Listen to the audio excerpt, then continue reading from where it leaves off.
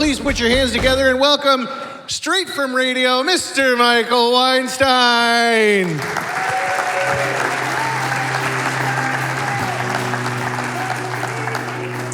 Well, obviously, I am not Mark Cordes. They decided that they wanted somebody who had a little bit more of a sense of humor and better looking. My only fear today about being on camera is I've always been told that the camera adds 10 pounds, and I really can't afford 10 more pounds. So we'll see how it goes. But we want to welcome you to Crescent Crown Distributing. Again, I am not Mark Cordes, nor am I Mayor John Giles. I am Mike Weinstein. I am the host of It's a Business Time on 92.3 KTAR. It is a show specifically designed for startups to medium-sized businesses, entrepreneurs, authors, and the like. I'm also the executive vice president of West USA Realty, one of the largest real estate companies in the nation. It's Business Time airs every Sunday afternoon from 2 to 3 p.m., so feel free to check that out. But more importantly, events like this can't take place without incredible sponsors. So would you please join me in thanking our behind-the-scenes sponsors that include Alpha Graphics,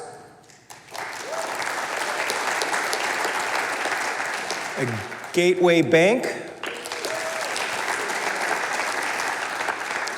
East Valley Tribune,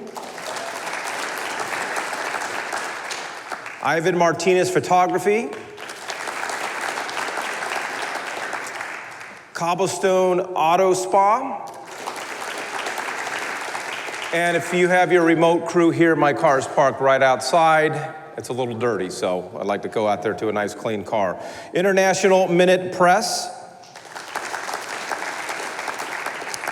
Crescent Crown Distributing, and of course, our good friends at Village Inn.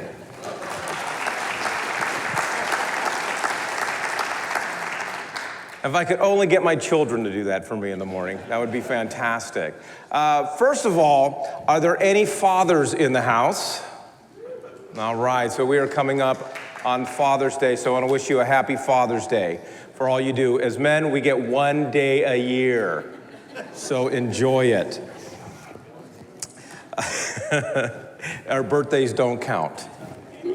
Do not forget to grab your attendee bags after the show. The bags this month are sponsored by Mesa United Way, and we want to thank the specific chamber members for their contributions to those bags. This is a great way to get your business in front of other businesses and to promote your business, and of course, support the show. If you want to have your business information in next month's bag, please see chamber staff for details, and don't forget your bags after the show this morning. All right, if we haven't mentioned it yet, which I don't think we are, if we could get everybody to turn your phones on vibrate. I got to check my phone just in case. All righty. In the event that your phone does go off during the show, we are going to ask for a $20 donation to the United Food Bank. Is that fair? So if your neighbor's phone goes off, we're going to publicly shame them. So you'll stand up, point your fingers at them, and we will walk around the room and collect the $20. All right, well, we've got a lot to do today, a lot to talk about, so let's get started, which means have a sip of coffee. Our first guest is here to share the great story of University of Phoenix. Would you please join me in welcoming the Dean of Specialized Programs and Employer Partnerships Healthcare, Colleen Bay Anderson.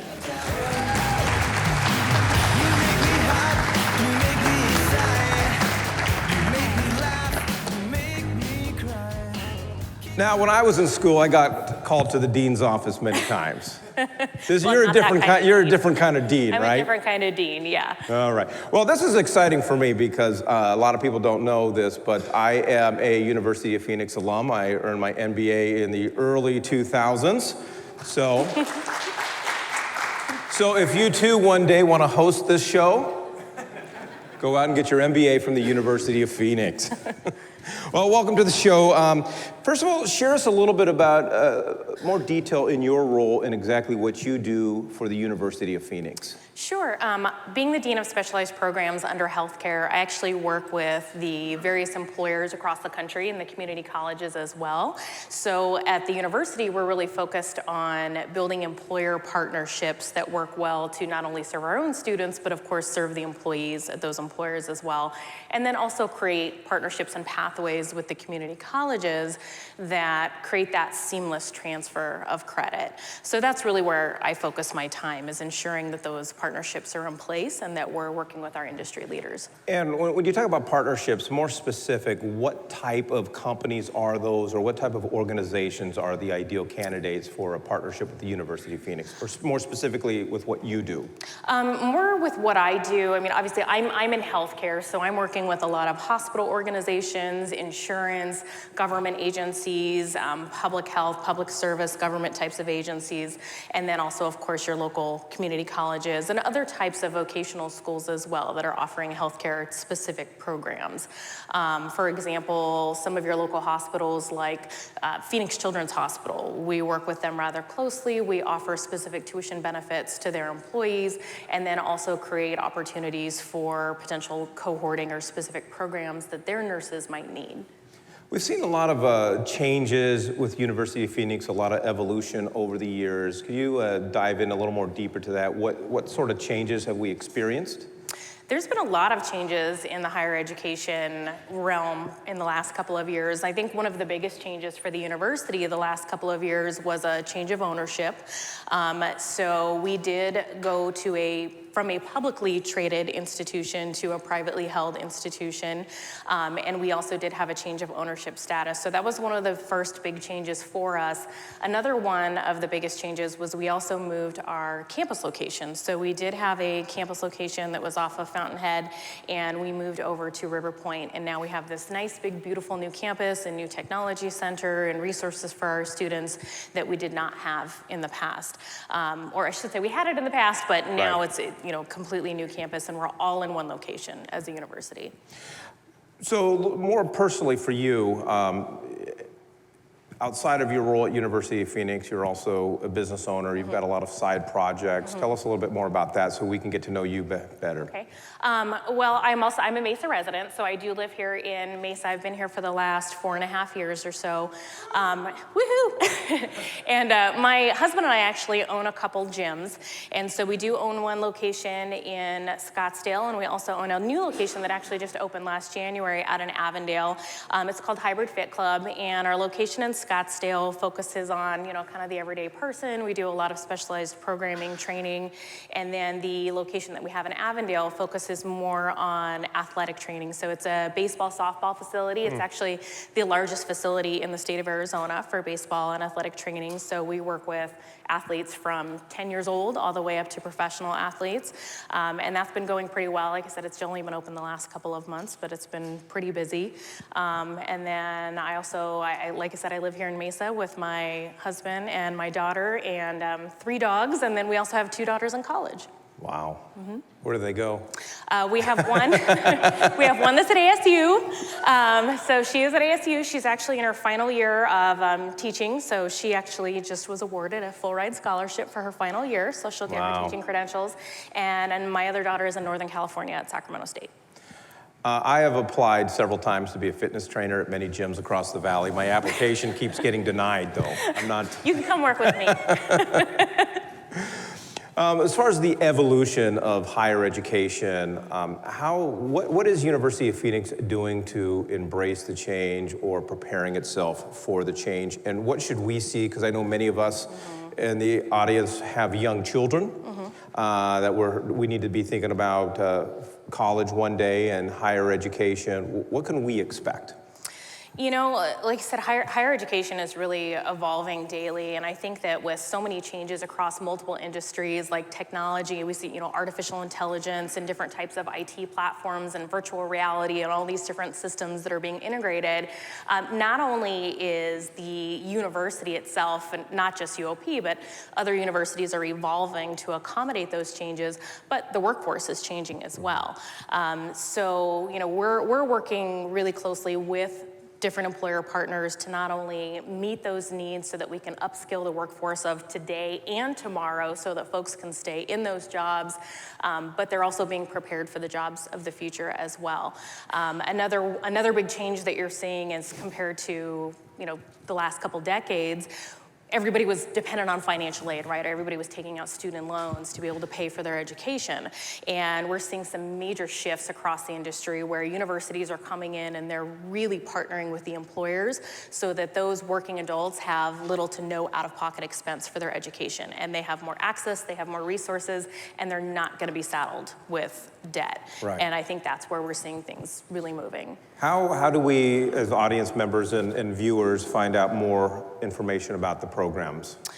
You can go to phoenix.edu and check out any of our landing pages. All of our program information is there. And then, of course, you can always come talk to me, get my business card, talk to me as well, get my phone number, and then reach out, anytime, and you can contact one of our advisors online, and they can get you going. Well, where the real money's at for our children is getting over to your fitness locations and getting them, better baseball players and better athletes. Yes, yes. When my kids were born, they got assigned a sport and an instrument. So hopefully one of those will. You have to pick one and get a scholarship. The Powerball wasn't working out for me, so we decided to have children instead, and that's not working out either. More importantly, and I think what's on everybody's mind, tell us a little bit more about your dogs, what type of dogs they are and what their names are. Well, I have a Great Pyrenees, and she's about a year old, and she's about 110 pounds, and she's nothing but hair. So we have fur balls all over the house. She's a big giant puppy, and then we have a little pitty rescue that we actually took home from the Mesa shelter about 3-4 months ago. And then I have a Jack Russell terrorist who likes to attack everyone and is quite ornery and mean, but he thinks he's tough, but he's about this big. So. My last question, again, back to us as parents, how should we be preparing for college for our kids? As far as financially or making the right decision? And what type of emphasis should we be putting on higher education? I think higher education is certainly always going to be there, in terms of creating that career path for the future. I think one of the things that parents could really look at today, I know a lot of us will start college funds for our kids, and that's great, and it's wonderful to have those resources. I say continue to do that, invest in your children's education, but also do your research, have your kids do their research. There are so many scholarships and grants and employers that are willing to pay for education for their employees. Take advantage of those funds. Take advantage of that 5250. It's just a nice big tax write-off for some of the employers out there to be able to get their education. They can even work part-time and still take advantage of some of those benefits. So that's one of the things I would say to look at. Is just, again, really do your research around some of those scholarships, and then also look at specific, certifications, nationally recognized industry licensure, those types of things. Especially with, again, IT and technology, there are so many different types of recognized certifications and different types of credentials that you can obtain that are really going to make your child stand out when it comes to hiring in the workforce and creating that career path. Because again, technology, everything's going to be automated pretty soon, so we got to get ready for that. Wish my kids were automated. Me too. All right, Colleen, thank you so much for joining us today and sharing the exciting events that are happening at University of Phoenix. Ladies and gentlemen, Colleen Bay Anderson. Thank you.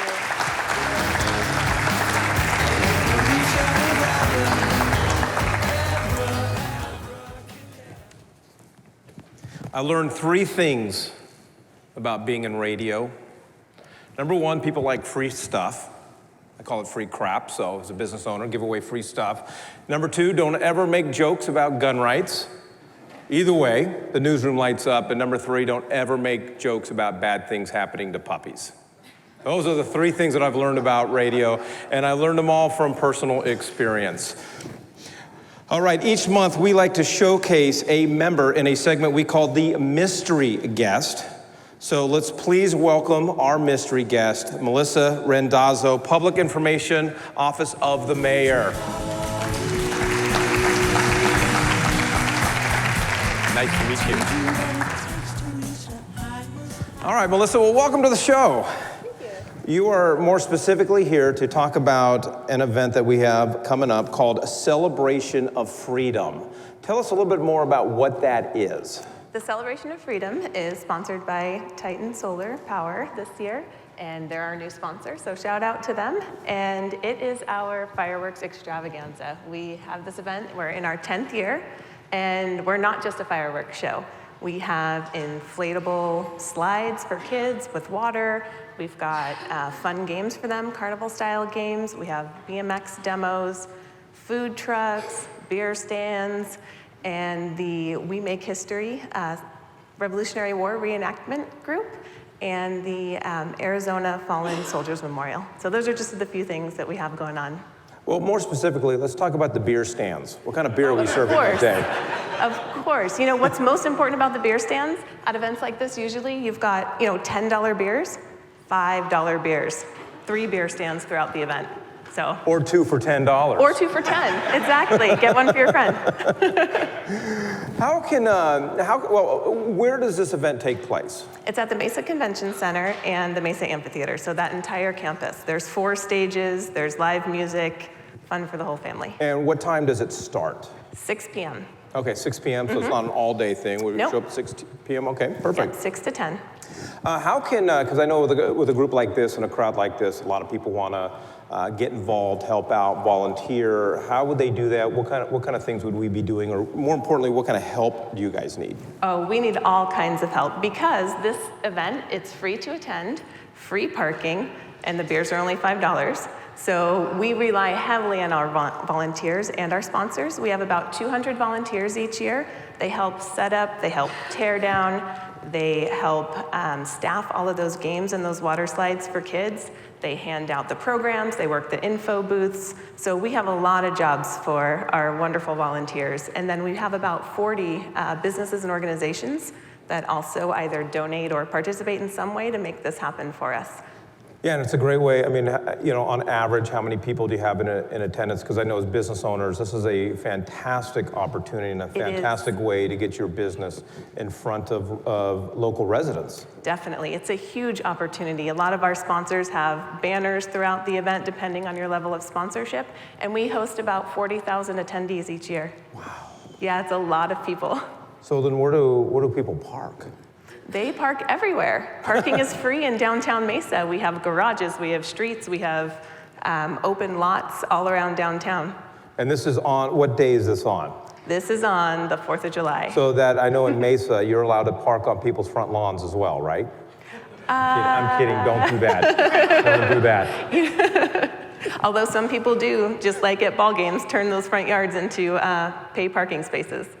How do we, where do we learn more if we want to, first of all, whether we want to attend, we want some information about. Of course you want to attend. Well, of course. As far as getting our families there and we talked a little bit about parking, but more importantly about sponsorships and volunteer, and where do we go to learn more about those opportunities? ArizonaCelebrationOfFreedom.org. Wow. So, how long have you been involved in this, and how is this year going to be? You guys sit down and say, okay, this year was great, so next year it's got to be bigger and better, and then the next year bigger and better. How is this bigger and better than the previous year? Well, we've got 4 stages this year, so that's up from 2.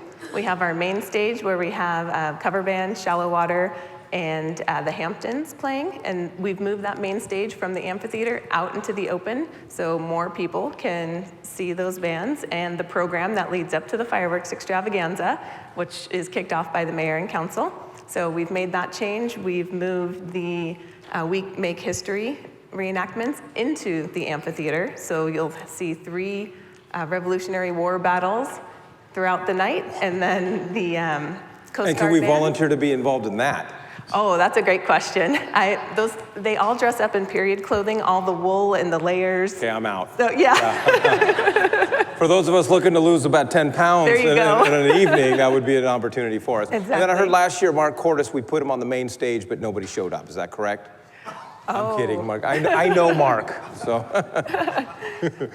All right, so anything else that you can add to it? There's so many things. There's the Arizona Memorial, and that is a memorial to all of the soldiers that have passed away in the fight against terrorism in our country.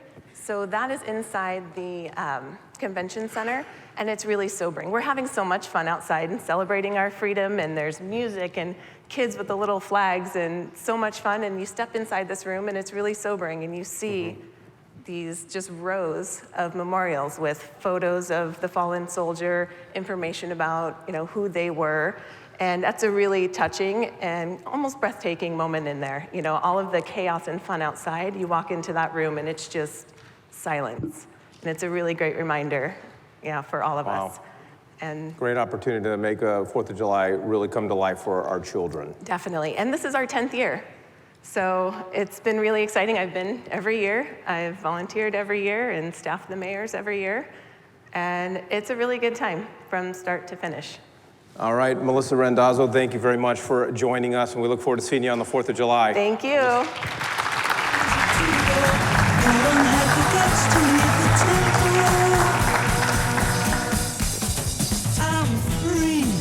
Yeah, she had me until the word wool. That does not sound like a good time at all.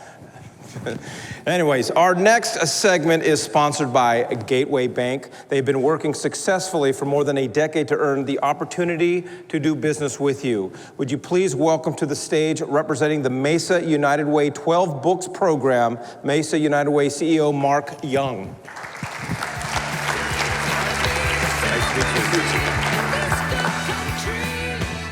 Now, I'm excited about this. I just met Emily in the back about 30 minutes ago.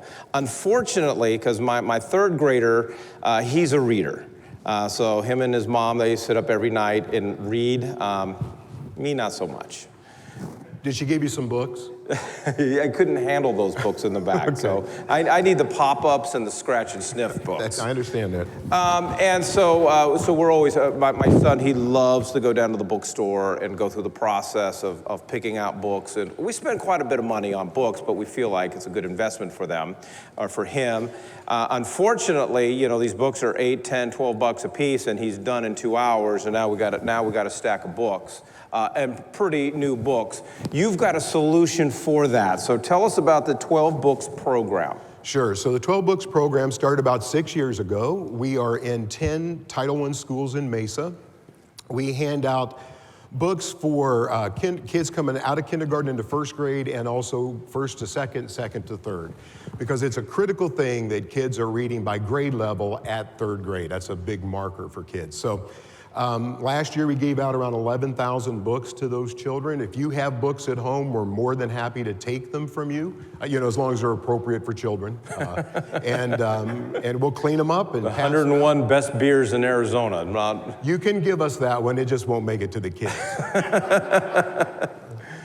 How important, let's talk about the importance to a child's success, being able to read at the third grade level by the time that they're in third grade. Because I know for many of us, we just take it for granted that our kids are moving along the way that they should be moving along. I don't very often step back and think about what about the other children in our community that just aren't moving along, what happens to them, how are the odds stacked against them, and so forth. Can you speak to that? Sure, there's a couple things. So one of the things that we know is that middle-income families have about 60 books per child in their home.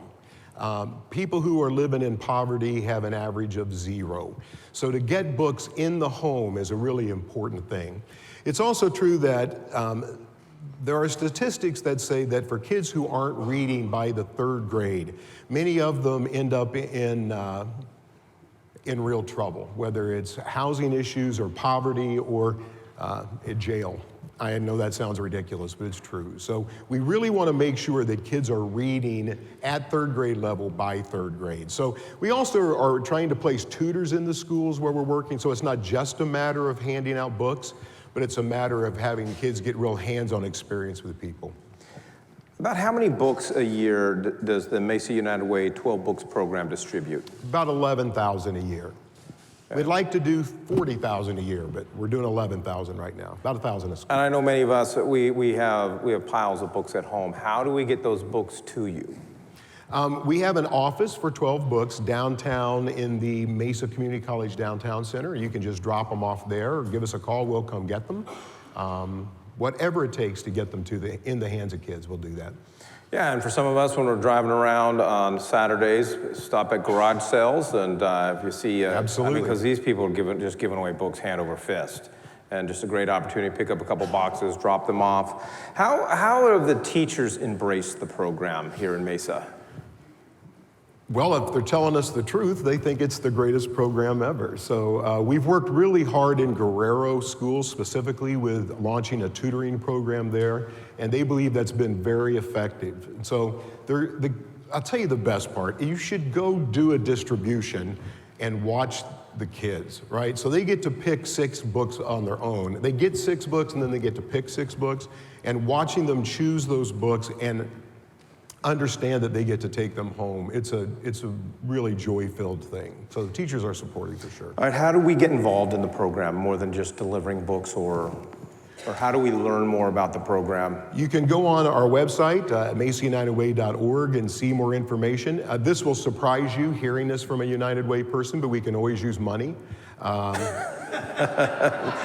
Me too. So I know. So if you'd like, if your business would like to sponsor school, it's about $7,000 a school. $4,500 of that goes to books. The other dollars go to pay for those year-long tutors. So, and we'll put your name everywhere. I'll wear a shirt or get a tattoo of your business. And I've got a lot of real estate on my back, so we could do that. But we don't want to be showing the children those tattoos. No, but I would share it with these adults. All right, Mark, thank you very much for being our spotlight guest. We appreciate all you do. Thank you.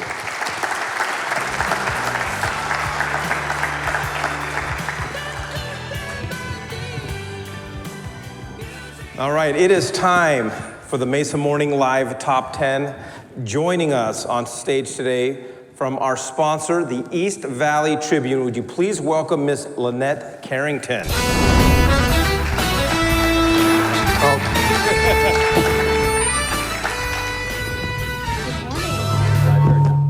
All right, microphones are a little hot today. All right, Lynette, we are going to be talking about today the wacky laws that are still on the books. Is that correct? Well, most of them are still on the books in honor of our guest, Chief Ramon Batista. We're going to do the top 10 weird and wacky laws on the Arizona books. These were some of the weirdest things I could ever think of. Number 10, hunting camels is prohibited. We used to have camels here, we did. Yeah, I don't think I've seen a camel here in the state of Arizona. Outside of the zoo, no, I haven't. Number 9, it is illegal to leave a fishing pole unattended. So what happens? I don't know. They take your fish? I don't know. I'm not sure. Number 8, I love. Donkeys cannot sleep in bathtubs. So I was thinking about this. I was thinking about this. I mean, maybe it's my youthfulness, my age. Were bathtubs just bigger back then? I don't know, but why would you want to put a donkey in it? I don't know. Because I mean, I'm smaller than a donkey, and I can barely get in my bathtub. Yeah, I don't know. That's probably an old law, I'm guessing. Number 7, I like too. Anyone caught stealing soap must wash himself with it until it is all used up, which makes a thief that gets a clean getaway. Ooh.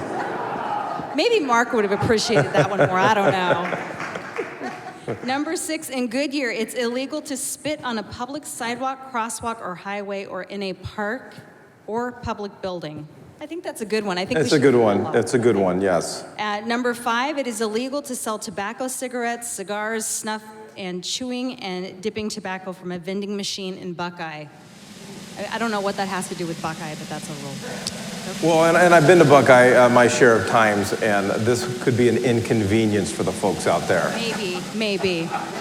Number 4, this one is quite interesting. In Tombstone, it is illegal for men and women over the age of 18 to have less than one missing tooth visible when smiling. I don't understand that. Okay, fine. That one's no longer on the books. And actually, that was done to promote dentistry. I'm not making that up. That's weird. Number 3, and this one is still on the books, it is illegal to ride your horse up the stairs of the Prescott County Courthouse. just in case you happen to have your horse up in Prescott. Well, this one actually makes sense. I go up to Prescott all the time, and they're still going around in horses and buggies and so forth. So that one makes sense to me. Mike, you should be a rebel and take your horse next time. Or my Number donkey, 2. or my camel. Yeah, don't take the donkey. Number 2, it's a misdemeanor punishable by a fine of at least $350 to use a clothesline anywhere other than on a residential property behind a wall. I don't know. I don't know what a clothesline is. I'm not sure. And number 1, I like this one too. Any world-renowned celebrities considering visiting Buckeye need to know it is prohibited to use a fake name to register at a hotel or let someone else use a fake name for you. Lori Laughlin, I'm talking to you. My wife and I, we talked about this one last night. I spent many years living out in the West Valley. First of all, I couldn't even think of a hotel in Buckeye. And second of all, I couldn't think of a celebrity. Like, I can't imagine a celebrity going, hey, where do we want a vacation this summer? Let's go to Buckeye. I'm going to do some research on that one. I'll get back with you next time. Thank you. You're welcome. Thank you.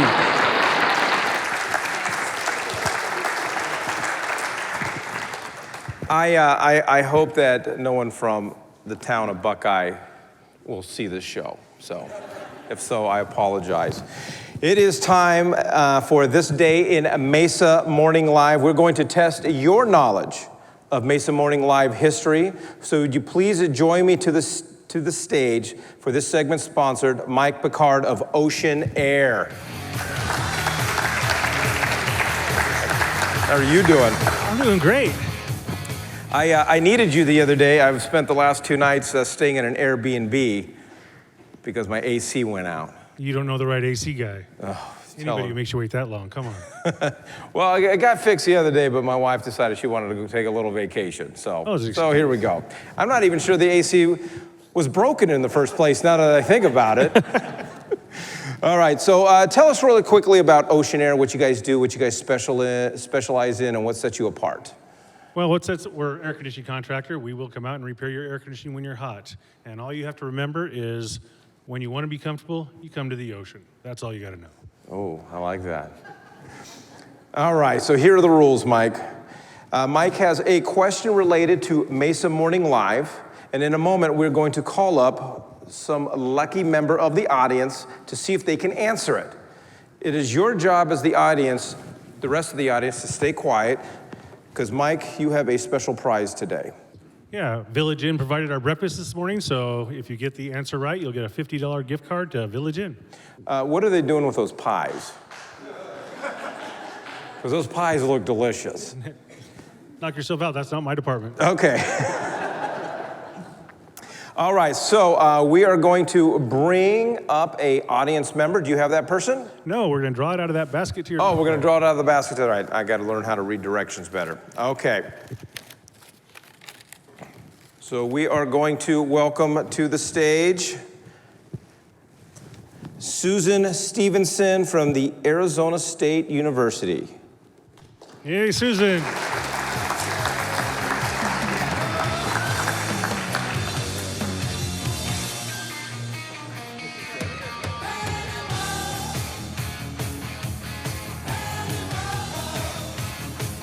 I have to ask her how long she's been coming to Mesa Morning Live. Yeah, she had that look when we called her name, like she doesn't have a chance at this. All right, well. First one and I didn't get in line. Well, thanks for playing. Yeah. Okay, even if you don't know something, you can pick one member of the audience. Okay, that's not a Mesa Chamber staff member. Okay. Okay. Tell us a little bit about what you do. I work in Government Affairs, Office of Government Community Engagement, and I'm specifically assigned to East Valley. So I hang out with Mesa and Gilbert and Chandler and all sorts of places, and I'm based out of Polytechnic campus. Welcome. Thank you. All right, so you do get to pick a person. Now, here's the deal. If you get this right, it's going to be a fight between you and that person on who's taking the $50 Village Inn certificate home. Okay. Well, I'm going to pick. You want to wait until you hear the question. Do I get to hear the question You get to first? hear the question first, and then I will suggest who you pick. Oh, you're not guessing this question. There's no way. You want to hear it? I want to hear it. In 2016, there was an a cappella group that appeared on this stage in June of 2016. The name of that group was a play on the name of a popular morning beverage. Name that group. I should know this. Do you know this? I do. Really? I do. Oh. Should I pick him? I don't. I'm yeah. thinking you might want to pick him. But what if you do get the answer right? What's happening to the Yeah, let's $50 negotiate Village this Inn first. gift card? Mike doesn't get to make up new rules as we go. If you get it right, she gets the card. All right. All right, come on up here. No, you can just shout it Oh, you can say.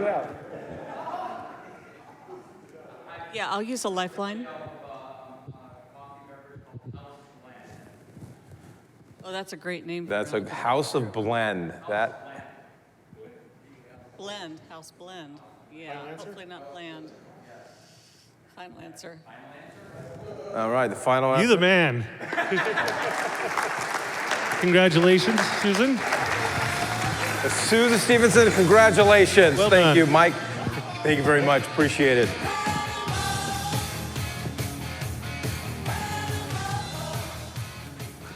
Please join me in welcoming Chief Ramon Batista.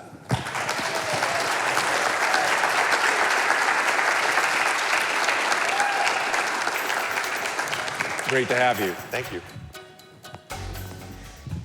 So, my first question, if your officers are called out and there's a donkey in the bathtub, what are they instructed to do? I don't know. They didn't train you for that one, did No, but I do have a quick PSA off of Melissa's presentation from earlier. We strongly suggest nobody parks on people's lawns. And a classic, don't drink and drive. And of course, don't drink and drive. And one other one. I want to, before we get going, I really want to do a shout out to my staff that's here with me today.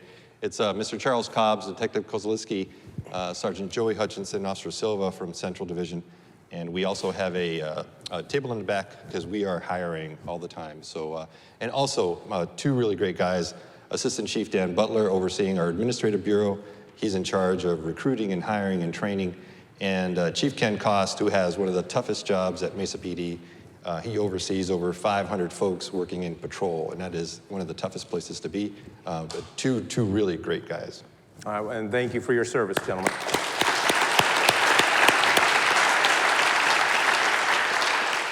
Well, we are happy to have you back on the cusp of your second anniversary. Yes. The Mesa Chamber has a long history of being supportive of public safety. As you know, over the last couple of years, there have been challenges facing the Mesa Police Department. We understand that recently, and obviously there's been some conflicts, and the Chamber and its board of directors would love to see the parties involved come together and work towards a resolution and move forward to the ultimate benefit for the great city of Mesa. Can you share some of your thoughts on that with us and moving forward? Oh, absolutely, and thank you for the opportunity. I'll start with this basic premise and foundation. Mesa PD is comprised of 761 police officers and over 400 professional staff. And so these 1,200 men and women are some of the best that I've ever seen. Courageous, empathetic, brave, and hardworking at every turn. Our police officers go out every day. We are data-driven. The patrol districts get together once a week and on a daily basis and examine what's going on, where the crime's occurring, and then they go out and they focus on those areas in order to keep the city of Mesa safe. And our professional staff, amazing folks. We have civilians that go out and assist our patrol officers in taking the lower level calls for service off of their plate in order for our patrol officers to be more available. And at the same time, our professional staff are working throughout every corner of the department.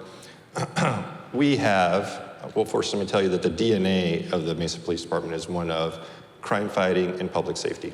And as I talk about DNA, I'll tell you that our forensics lab, for example, is one of the best in the country. We are still one of the few police departments in the country that does DNA analysis in property-related crimes. So what we do with that information is that we go out there and break that cycle of thievery, which any community deals with. We're a large city, but we're also one of the safest large cities in the country. And it is because of these tactics and these folks and really the makeup of the community that we have that we are able to say that with such pride. But like any organization, we're made up of human beings. And I'll tell you that without a doubt, I believe that we recruit the very best and that they come to work every day with the goal in mind of doing their best. But they come up to the realities and the dynamics of policing in America, where you have mental illness, homelessness, drug addiction, alcohol abuse, and also a sliver of the population that is at times hell-bent on criminal behavior and hurting others. And that is where our officers have to be at their best, but we're human beings, and there'll be times when we're gonna miss the mark. And as our department's primary cheerleader and the person that goes out there and talks about all the great things that we do, I'm also the person that when I see something that we all recognize as a shortcoming, I have to be the person in front of that to give notice to the public that we made a mistake and that we're human beings and we're gonna continue to go out there and be better at it. Because that is what builds the public trust. That is what makes the difference in our community. So when our officers pull up to an event, a crime that is unfolding, we want those witnesses, those folks in the community that trust us, to be the first ones to walk up and say, "Officer, let me tell you what happened." Versus what we see in other parts of the country, where first thing they do is they whip out their phone and begin the process of videotaping and being antagonistic because they don't trust the police. And so my job is to ensure that we have that balance, that people trust us, that people understand that we're human beings, that we're gonna make mistakes, and at the same time, constantly talk about all the good work that we do. In my job being in radio, and I understand the media side of things and how we approach stories and our responsibility to our listeners or to our viewerships. But I think sometimes in a person in your position and then somebody in my position, what really gets lost is the human level. Can you speak for a moment to just your passion and your love for the residents of Mesa and the men and women that serve under you? So, without a doubt, I have a lifetime of an experience of living in Southern Arizona and now here for the past 2 years with my family living in Mesa. And I can tell you that I am a resident of Mesa. My family lives in Mesa and we absolutely love it. We see the differences in how the community comes together and how city government works together in order to better everyone's lives. I couldn't be more proud of representing Mesa or being the Mesa Police Chief. And every day that I come to work, I think about the fact that this is a great honor. I wanted to be a police officer since I was 10 years old, and now I am like in my 33rd year of doing this. And I thought you were about to say you were in your 30s, and I was like, I don't know about that. Not quite. but very seriously, I'll tell you that the survey that was conducted, the vote that was conducted recently, it was a not personal issue, but it was a tough issue for me. It also was very hard on our organization because it does put us in the spotlight in a time frame when we are moving forward and making great progress in how we engage and how we handle crime and the things that we do. We haven't been in the limelight for over a year with anything that is dramatic, and I feel proud about that. I feel proud of our officers and the fact that we're making great progress. And really, I look forward to the opportunity to sitting back at the table with our labor groups and talking about the things that matter to our police officers. Just a few months ago, we sat around the table. And ironed out an incentive package for our officers that work in patrol. And we started that for patrol officers because that is the toughest place to work. But we have folks in patrol that have made that their career. They don't go to detectives, they stay in patrol and they deliver the very best service. And so we worked together with the labor groups in order to bring incentives to those guys, and that's the kind of thing that I think is most productive, and that's, I think, where we should focus on our energy in order to benefit our officers. Now that you've been here for 2 years, tell us a little bit more about living and working in Mesa. You know, going back to when you showed up on the job to now you've had a couple years underneath your belt. So 2 years ago, the first time I was here, I was reminded this morning of the fact that I was talking about receiving a red light ticket and going to traffic school. Not the case this time. It's been a great 2 years. I am telling you, we love living here. We're a part of the community. We attend the events, and I just couldn't be happier with the fact that I came here and realized that there was really great planning that had occurred prior to my arrival. And now I feel like so lucky to be a recipient of that planning from the city's perspective, the department's perspective. And so launching new initiatives or progressing forward and trying new things, it's not difficult because the foundation is already here, and we're already doing really terrific things. All right, in addition to the Mesa Police Citizens Academy, we're under the impression that we got a new program for citizens to be involved in. Can you tell us a little bit more about that? And does it involve monitoring stolen soap and clotheslines? No more. And spitting on sidewalks? So yes, from our engagement and meetings with the community, we came up with something called a Community Engagement Academy. And while we have a Citizens Police Academy that we've always had, it's quite an investment for those of you that have been in it. It's a 10-week program, 1 night a week for 10 weeks, and most of it is held out at our police facility, training facility that's in Northeast Mesa. So it's kind of a drive, and it's way out there, and it's an investment. So what we turned that into is a one-day experience in the neighborhoods where we patrol. And we've had 2 academies that we conducted. It's a one-day event, and in 45 days, we've put like 70 folks through this academy. And they get to meet officers up close and personal. They get to listen to topics and ask questions about traffic, because everyone always has questions about traffic laws. And I have a few. So did I. And we get to also put them through training and use of force. And so they get to be involved in scenarios where they have to make decisions about what kind of force to use in a given situation. And I got to tell you that it is so cool to see 70 people in 45 days, a one-day experience, and they range in age from their late teens all the way up to their mid-70s. And it is this beautiful mosaic of what makes up Mesa. And I think that we're getting terrific bang for the buck, and we're going to be having those once a quarter, and we're going to move them all throughout different parts of the city, all with the goal of trying to get as many folks to come to that as possible and talk about who Mesa PD is and what services we offer. How do we learn more about that? MesaPD.com. Okay, we've heard, and we hear things like crime in the city of Mesa is down. And sometimes we just throw that out because it's fodder and it's just stuff that we tell the media and so forth. But that's a big deal. It's huge. And especially when you take a look at crime around the nation and not only different parts of the country, but different parts of the state. But for a city of this size, for crime rates to be down, it's a big deal. Tell us a little bit more about that. So Mesa is the 36th largest city in the country. We know that. 138 square miles, 500,000 people. And for us to have the kind of crime rate that we have when we compare ourselves to slightly smaller communities and slightly larger communities, we're at the very top of the safety aspect of it. Many years ago, like many other cities around the country, our crime rate was pretty high.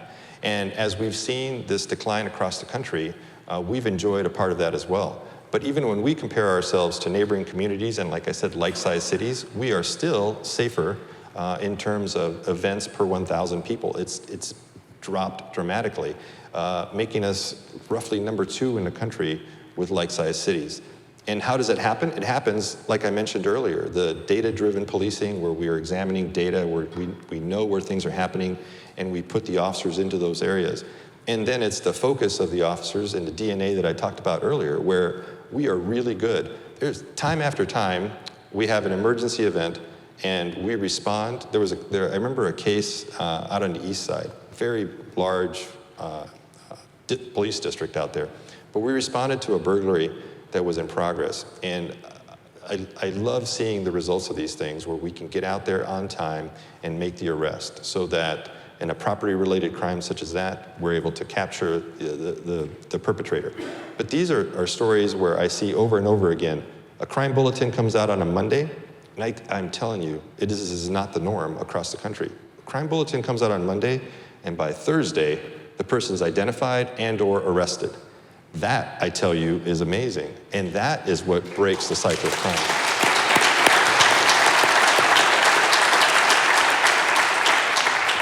And I think sometimes what's lost on us as business owners is the synergy between the business owner, the chamber, and the police department. Because for us as business owners, if we can tout that not only are we one of the safest cities, but every year crime is going down and down, that brings more residents to our city. Because people want to live somewhere where they feel like their children are safe, which of course helps us as local business owners. And that really just comes down to we need your department, we need you guys to do what you're doing and to continue to keep us safe. So thank you for that. Absolutely. Share with us the exciting news that our newest recruiting efforts have yielded. Take us through that process and where we're at with that. Yeah, so am I a candidate? Sure. So the city of Mesa passed a public safety sales tax that's going to help police and fire hire more police officers and firefighters. And I'll tell you just a snapshot of our recruiting efforts. In 2017, we had 19 recruiting events. In 2019, we've had 82. In 2017, we had about 500 applicants. So far this year, we're nearing 800 applicants. And so what is that yielding? We're going to graduate 24 new officers from the police academy today. Oh, nice. And in July, we start a brand new academy class with 45 new Mesa officers. Now, beginning in 2020, we're going to raise the bar for ourselves, and we're going to begin to do 3 police academies per year instead of 2.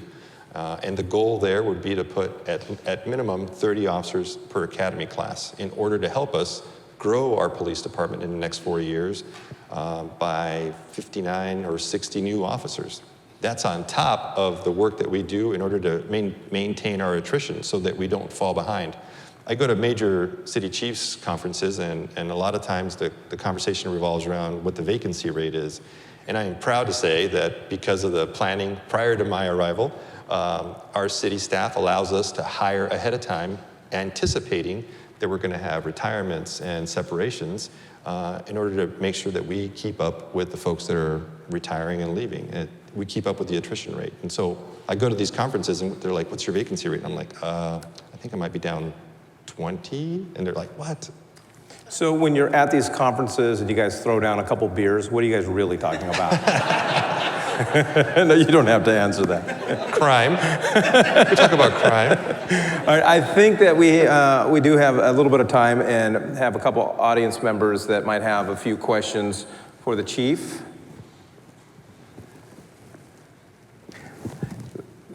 Just real quick, Chief Batista mentioned the community engagement program.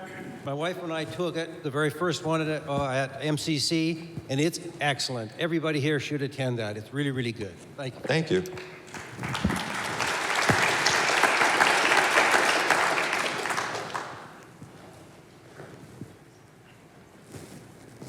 All right, we have a gentleman up here. Hey, Chief, you mentioned the public safety tax increase that happened last year. Yes. What other impacts has that had on the department? There was also a bond election that occurred, and because of that, we are going to be able to build a new substation on our northeast portion of town. It'll help us have better balance between a really large police district that we have out there called Superstition, 71 square miles. We'll be able to break that up in half and then achieve a better balance of the distribution of officers and the call load between the west side, which is older and very busy, all the way out to the east side. In addition to that, we're going to rebuild our driving track, make it bigger, and a new evidence facility. So we're going to finally have our own standalone evidence facility, and we're excited because the way I see it, our future looks just amazingly bright with the hiring and the new officers that are coming on board. I get so excited about going to a police graduation today because they all look so amazing and just... And young. And young, yeah. it is a little bit of a young man's game, but it's cool. All right, what are some of your proudest accomplishments in the last 2 years? You know, I'll tell you that the proudest moments that I have, to be honest with you, is once a quarter. Once a quarter, we get together for an event that is called our quarterly award ceremony. And we have it in a room about this size, and is where we get to recognize all the events that unfold before us on a daily basis, and officers are recognized, professional staff are recognized in all their respective areas.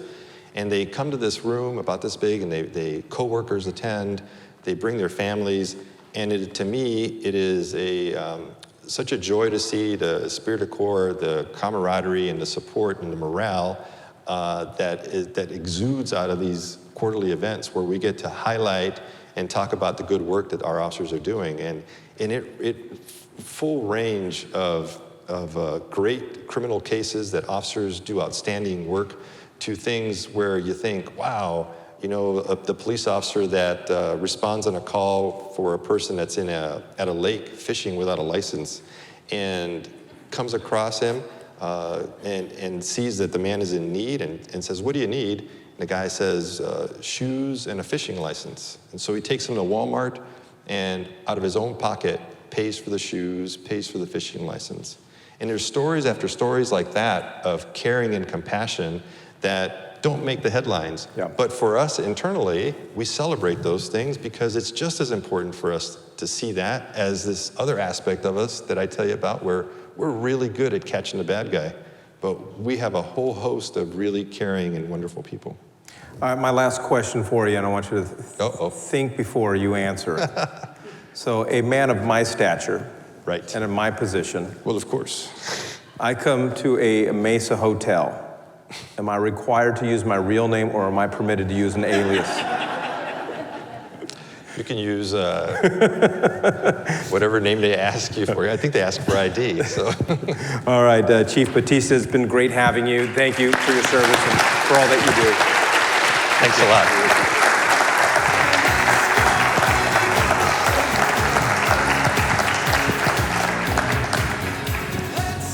All right, really quickly, we want to do another quick shout out and thank you to our sponsors. Colleen, representing University of Phoenix, thank you very much. Our community spotlight, Mark Young, representing the Mesa United Way 12 Books program. Our mystery guest, Melissa Randazzo, representing the city of Mesa.